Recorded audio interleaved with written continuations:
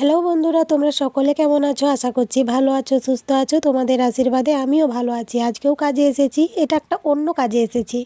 কাজটা হচ্ছে এই যে অনেক দিনে ধান কাটা গাড়িতে ধান কেটে দিয়েছে, যে ছোট ছোট কুটি খড় আছে ওইগুলো গুঁড়োতে এসেছি।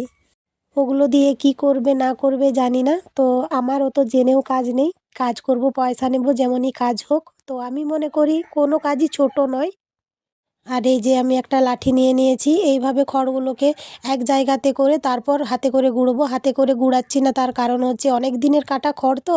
এখন শীতকাল, গরমের জন্য খড়ের ভিতরে সাপ টাপ ঢুকে থাকবে, তাই এভাবে লাঠি দিয়ে গুঁড়োচ্ছি। তো যার বাড়িতে কাজ করছি সে বলছে যে এই কাজে কোনো কষ্ট নেই, কোনো মানে কিছু হবে না। তো 200-250 টাকার কথা বলেছিলাম, 200 টাকা দিবে বলেছে। তো যাই হোক, মানে আমরা করি তো আমরাই জানি কোনটাতে মানে কষ্ট বেশি, কোনটাতে কষ্ট কম। হ্যাঁ, মানছি এটাতে কষ্ট কম হলেও কিন্তু ভয় আছে, জানো তো, বিপদের কাজ। ওই যে খড়গুলো মানে ভিতরে কি থাকবে না থাকবে আমি কি দেখতে পাচ্ছি বলো?